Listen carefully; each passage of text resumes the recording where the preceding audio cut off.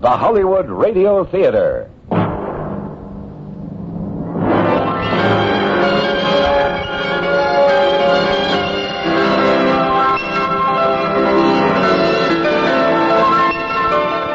Every day at this time, Monday through Friday, a J.M. Kholos Enterprises production, the Hollywood Radio Theater presents an unusual tale of mystery and suspense. Every week, Monday through Friday, the Hollywood Radio Theater presents... I'm Rod Serling. You're listening to the 0 Hour. Rest your eyes.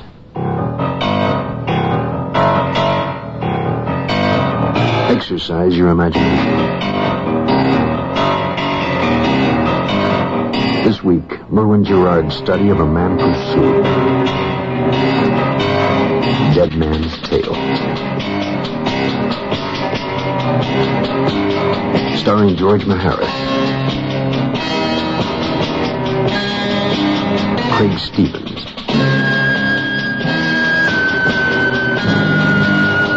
And Charles McGraw.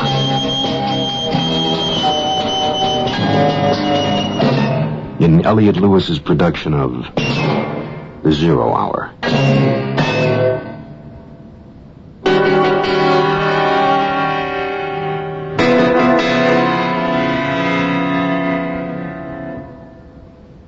What was it that brought Carl Brooks back to his hometown?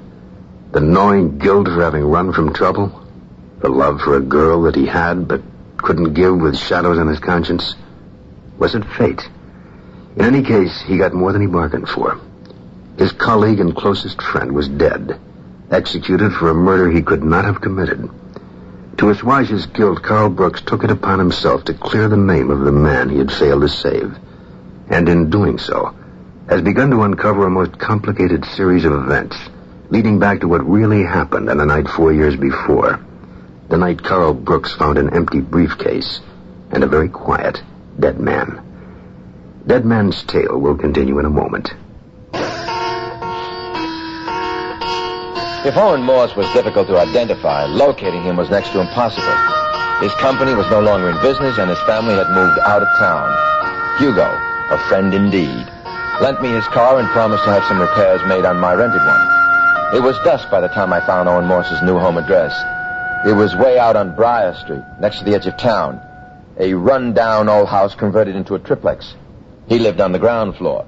For a man I suspected had once contributed many thousands of dollars for some kind of political sway, Owen Morse was living somewhat less than modestly.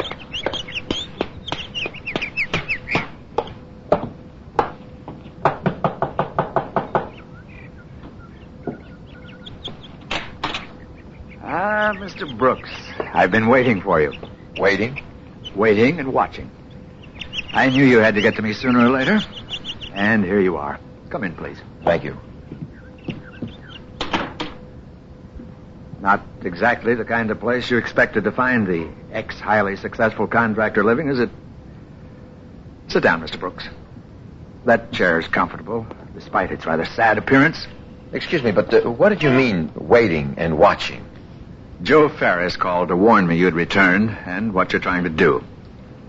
I didn't tell him I was delighted and looking forward to your success in finally pulling the lid off the whole stinking mess. Wait a minute, I'm not sure I understand, Mr. Morse. If you're so anxious to have the truth known... Why didn't I come forward with it on my own? Yes. I've thought about it a great deal. It would accomplish very little, particularly since I couldn't prove any of it. But I wasn't speaking of the truth about me, my contribution to that ill-starred special fund for Lloyd Mercer's re-election. That I freely admit. However, it will do little to assist you in clearing Barry Wilson's name, which is what I assume is your purpose. It's a certainty you've been unable to accomplish your goal by speaking to the other three. How did you know about that? I've been following your efforts since yesterday. Oh. But I am curious. How did you get to me? I let your conscience be my guide. Yes, the cashier's checks. A shamefully insignificant contribution. Yes, the checks and the fact that you were at Barry's trial every day. I won't ask you why you didn't come forward then. I mean, that's obvious. Painfully so. You see, Mr. Morris, Barry Wilson had one eyewitness to vouch for his innocence. That man was in California and couldn't be found. That would be you. That is correct. Painfully so. However, 5 men knew or had a pretty good idea what was in the briefcase Robert Henley had handcuffed to his wrist that night in the Delta Hotel. Barry Wilson was not one of them, nor was I. Yes, I see the point. But if I killed Robert Henley, Mr. Brooks, the solution would be easy. I could simply come forward, admit it, and clear up everything, including my conscience. Are you saying you didn't? I didn't kill Robert Henley. I killed Barry Wilson. So, I am a murderer. Would you be willing to tell your story to the newspapers? To the police? Oh, gladly. At the proper time. But that would be a serious tactical blunder right now. Get the wind up with Mercer and Ferris, and they'll go after you in any way they thought would discredit you. Or silence you permanently. And it'd be no help to Ellen Wilson. And that's all I give a damn about anymore. I have to admit, you've disarmed me. I anticipated some resistance, denials. That's what you would have gotten 4 years ago. What's changed? You've heard of the wages of sin. What you see before you is the end result of the erosion of conscience. I stood by like the others in silence, while Barry Wilson was rushed to the gallows. But I've paid my dues, as they say. And as you can see. Well, you must have been a rich man. What happened? No, never really rich. Well off, I guess. I wanted to be a business tycoon, on the stock exchange and all that. I might have made it, only I went about it the wrong way. What happened was the bottle. It helped me forget, one day at a time. I found I'd been an incipient alcoholic all my life. A year of steady drinking, lost weekends and then lost weeks and months can quickly destroy even a sound business. The downhill slide is swift and accelerating. First my business and then my family.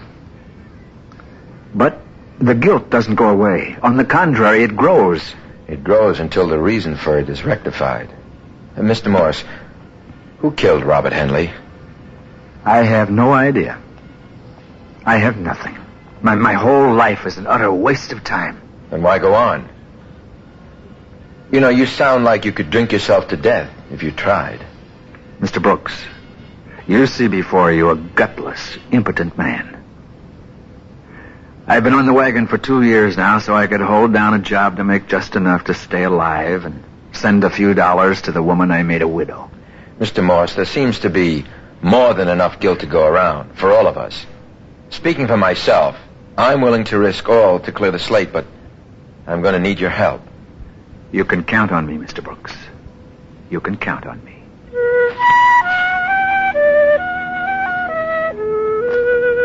I left Morse my number at the hotel in the event he had to reach me. I was disappointed that my theory about him had been wrong. But a man like that needed no assistance in inflicting self-punishment. Hugo wasn't at the office when I called, so I left a message for him not to print anything yet and that I'd be in touch.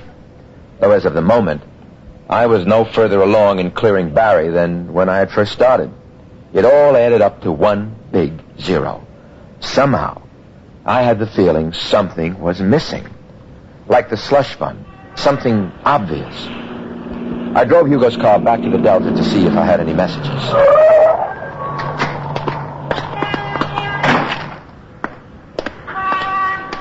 It was a misty night, but not cool. I looked up into the sky, and the moon was barely a sliver. The stars, invisible. I tried to locate my room from the street below by counting it from the corner. I counted again. No mistake. That was my room with the lights on and the curtains puffed out the open window. I ran to the lobby. The desk clerk was nowhere in sight. I got out on the 4th floor and took the stairs up one flight.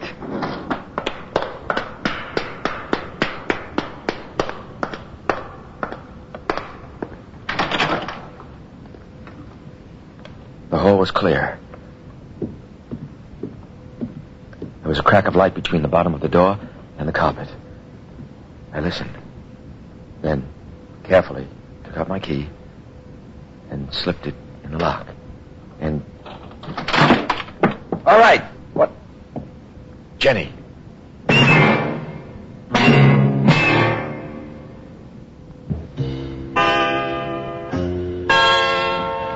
It was a toss-up as to who scared who more. Seeing Jenny there in my room was both a relief and an obstacle. I hadn't realized how much I had missed her, and yet she could only make matters more difficult by being so close. But I hid my ambivalence as best I could, and we spent the night together. In the morning, we had room service and a breakfast. It was then that I explained the situation. So that's about how it stands at this point, Jen. Come home, Carl, please. You've done what you came for. You're a free man. If it was only so simple. Jenny, you have no idea what effect this has had on the lives of so many people. All right, but what about us, our lives? Suppose you do find out who killed that man. Then what? Well, that's most of what I have to do. There's more? Carl, you're driving yourself... Barry's dead, but his family lives on. You mean his wife and child, don't you? Ellen, isn't that her name? Just some kind of benefits. I mean, a fund for Katie. Something. Carl, are you telling me everything? I don't know everything. I mean about Ellen. What does she want from you? Well, I suppose at this point she probably wants me to die or disappear. She's bitter, Jenny, and I don't blame her. She and I were close once. We were just kids. I was best man at her wedding. Oh, Carl, it hurts me to see you like this. I came here to comfort you, to be with you. I know you didn't want me here, but I had to see you. Look, I'll go back to Coulter today if it's really what you want. If I had a choice, Jenny, if I was really free... Oh, please, don't say anything. I'll call the airport. I'll get it. No, don't. Hello? Oh, yes, he's here. Hello. Hello, Judge. I'm just fine. How are you these days? Oh, you'd like to reconvene our discussion from the other night? Or just say when? In your chambers? Very good, Judge. I'll be there. Carl, what's wrong? Why didn't you want me to answer the phone? Are you in trouble? Look, I have to meet with Judge Mercer about some dirty laundry. I'll be back this afternoon. We'll grab a bite, and then I'll drive you to the airport. All right? Don't worry, Jenny. Remember, I love you. See you later. Carl, please be careful.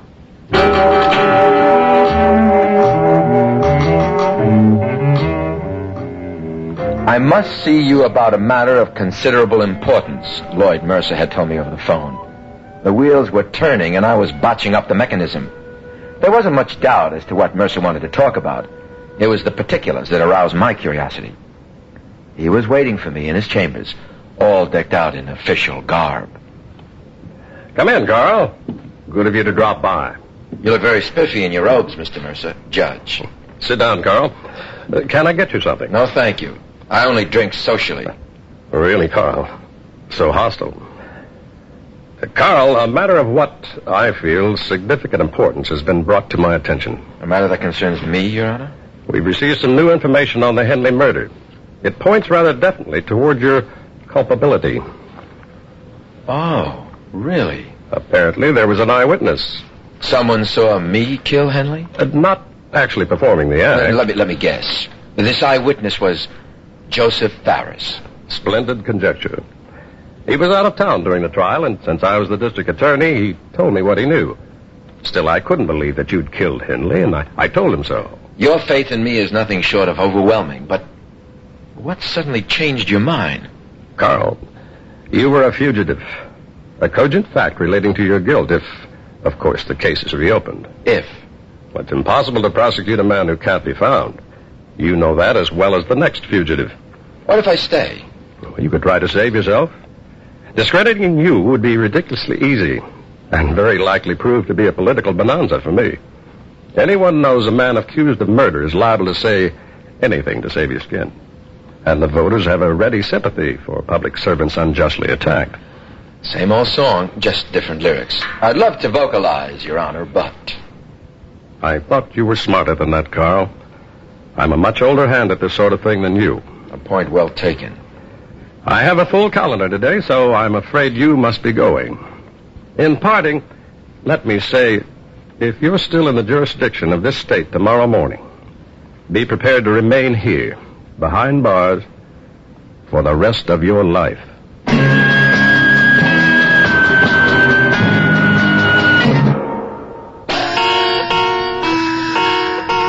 I knew if it ever came down to a test of strength between Mercer and me on his home grounds, I'd have no chance at all.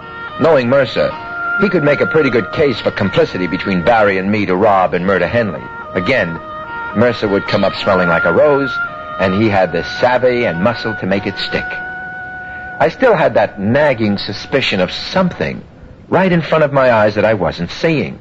But first, there was another fish to fry. As it was, the skillet was hot and greased and ready for me.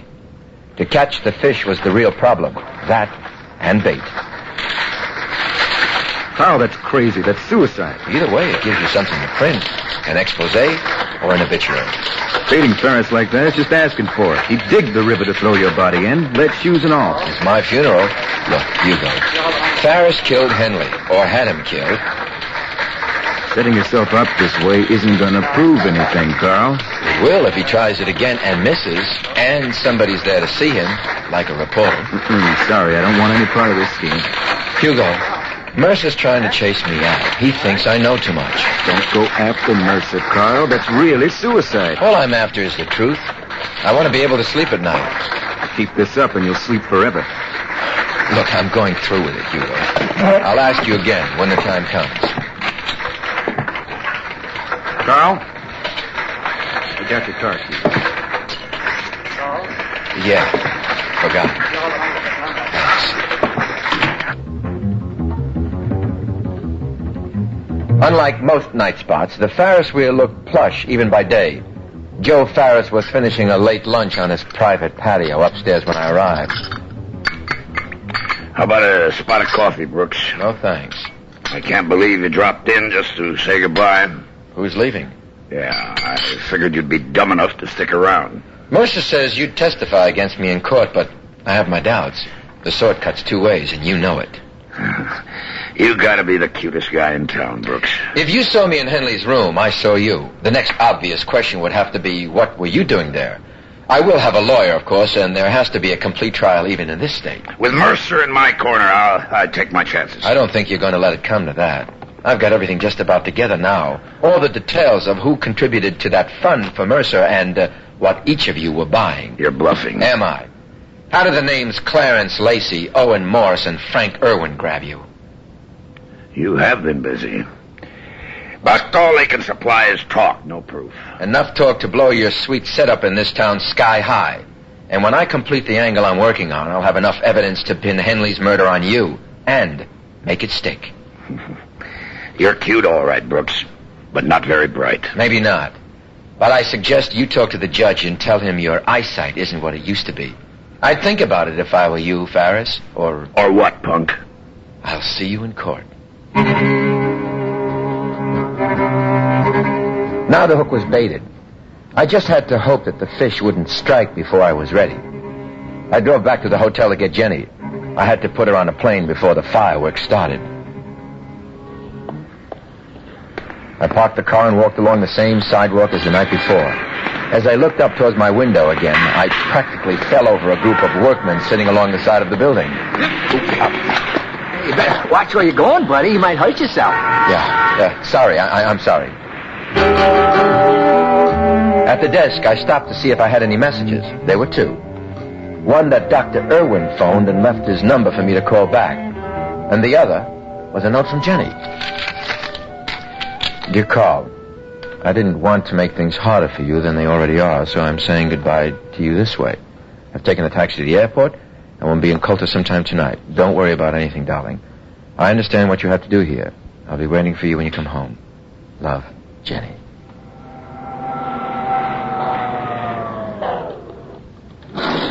Somehow, that was wrong. Jenny's note. Something about it. I couldn't quite pin it down, but it bothered me. What was it about this whole thing I wasn't seeing? Henley's room, for one.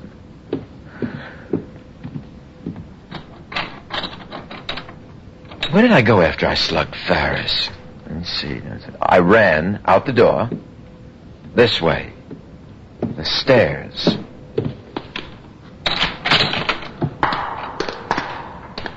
Let's see.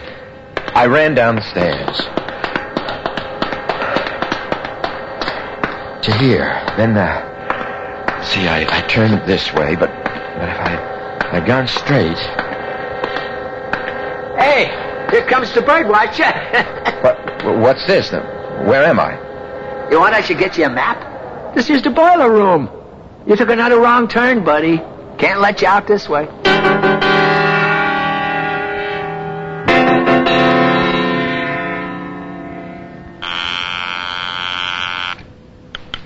Metropolitan Airport. I'd like to page Miss Jenny Duncan, please. Paging Jenny Duncan. Miss, when's the next flight to San Francisco? 9:15, sir. Tonight.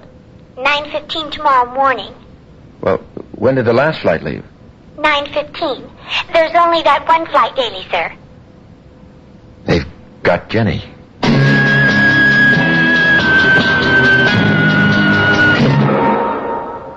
Tomorrow at this time, rest your eyes and listen here to this week's continuing study in suspense, Dead Man's Tale.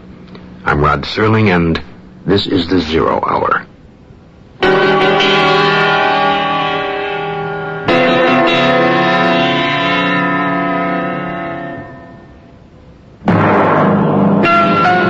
You've been listening to the Hollywood Radio Theater's presentation of The 0 Hour, heard every weekday at this time.